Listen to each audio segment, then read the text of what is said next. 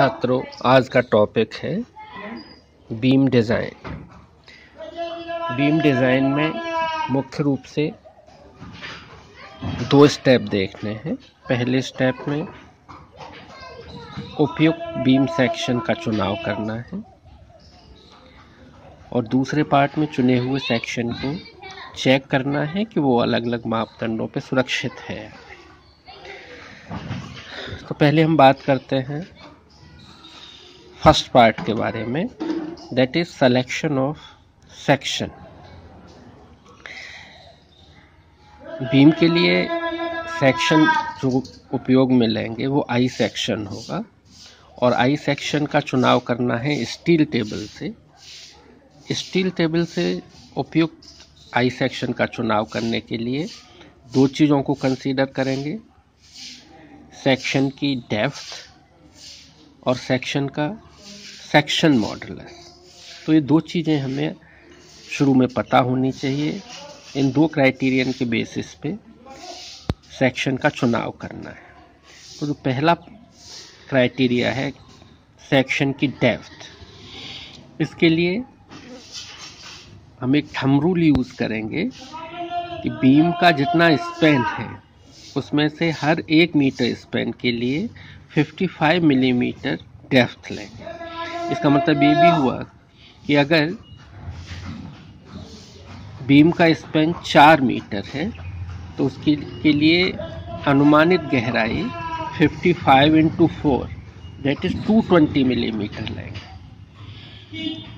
तो ये एक क्राइटेरिया सेट हुआ। दूसरा सेक्शन मॉडुलस। सेक्शन मॉडुलस के लिए बेंडिंग इक्वेशन से ये फॉर्मूला है Z is equal to M upon F permissible. F की परमिसिबल वैल्यू ये मटेरियल के लिए दी हुई होगी, ये ज्ञात है। बेंडिंग मोमेंट निकालना होगा। बेंडिंग मोमेंट के लिए यूजुअली आप फॉर्मूला यूज़ करते हैं M is equal to WL square by 8। तो इसमें आपको स्पैन पता होगा, लेकिन लोड के बारे में आपको नहीं पता है। लोड में डेड लोड लेना है, लाइव लोड लेना है, साथ में सेल्फ लोड भी लेना है। तो सेल्फ लोड के लिए कुछ गाइडलाइंस हैं। सेल्फ लोड ये आपके पेपर में यहाँ नोट किया हुआ है शुरुआत में कि बीम का सेल्फ वेट लेने के लिए अगर लाइट लोडिंग है, स्पैन कम है, बेंडिंग मोमेंट कम है, तो उस केस में, और बेंडिंग मोमेंट कम होने का मतलब हुआ कि ये WL स्क्वायर बाई 8 में या तो W कम है, लोडिंग लाइट है, या स्पैन कम है, या दोनों ही कम है, तो उस केस में सेल्फ वेट लाइव लोड से का 1.5% लेंगे। अगर ये मध्यम दर्जे का है, स्पैन 3 मीटर से 6 मीटर के बीच में है, उस केस में बीम का सेल्फ लोड लाइव लोड का 2% लेंगे। और अगर 6 मीटर से ज़्यादा स्पैन है उस केस में बीम का सेल्फ लोड 3.5% लेंगे। तो इस तरह से लाइव लोड को मानते हुए बेंडिंग मोमेंट कैलकुलेट करेंगे WL स्क्वायर बाई 8, इसको F से डिवाइड करके सेक्शन मॉडुलस निकालेंगे। अब ये दो चीज़ हमारे पास में हो गई, कुल गहराई और सेक्शन मॉडुलस। इसके आधार पे दोनों क्राइटेरिया का ध्यान रखते हुए बीम के सूटेबल सेक्शन का चुनाव कर लेंगे। अब इस सेक्शन को, चुने हुए सेक्शन को चेक करना है सेफ है या नहीं। सेफ्टी के लिए 3 पैरामीटर्स पे इसको चेक करेंगे। सेल्फ वेट, तो ये हमने जो लिया है उससे जो सेक्शन हमने चुनाव किया है उसका सेल्फ वेट कम नहीं होना चाहिए।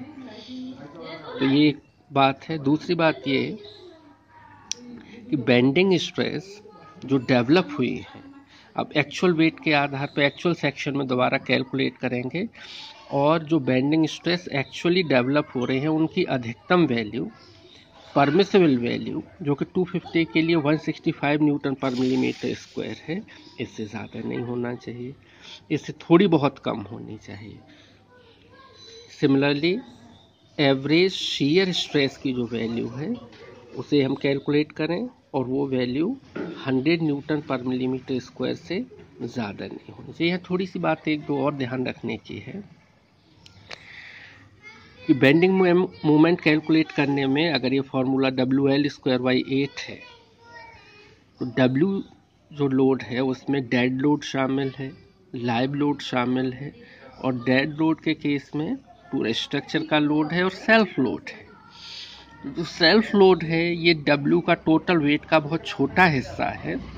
इसको अगर आप उपयोग में लाएंगे तो ज़्यादा एक्यूरेट है, अगर इसको नहीं भी उपयोग में लाएंगे, अगर इसको नहीं यूज़ किया गया है तो इसका प्रभाव भी गणना में बहुत ज़्यादा नहीं पड़ने वाला है। दूसरी महत्वपूर्ण बात ध्यान में रखने की ये है कि अभी हमने बात की कि जब हम कैलकुलेशन करेंगे सेक्शन का चुनाव करने के बाद एक्चुअल स्ट्रेसेस को कैलकुलेट करेंगे तो इनकी वैल्यू परमिसिबल वैल्यू से कम होनी चाहिए। लेकिन अगर ये बहुत ज़्यादा कम है, इसका मतलब ये है कि हमने जो चुनाव किया है सेक्शन का वो अनावश्यक रूप से बड़ा है, अनइकोनॉमिकल है, उस केस में भी सेक्शन का दोबारा चुनाव किया जाना चाहिए और कोशिश ये होनी चाहिए कि वैल्यू यथासंभव बहुत कम न हो बल्कि अपनी परमिसिबल वैल्यूज़ के आसपास। तो इन बातों का ध्यान रखते हुए आप लोग इसको पुस्तक से पढ़ें, न्यूमेरिकल्स करें, जहाँ कोई प्रॉब्लम हो उसे डिस्कस करें।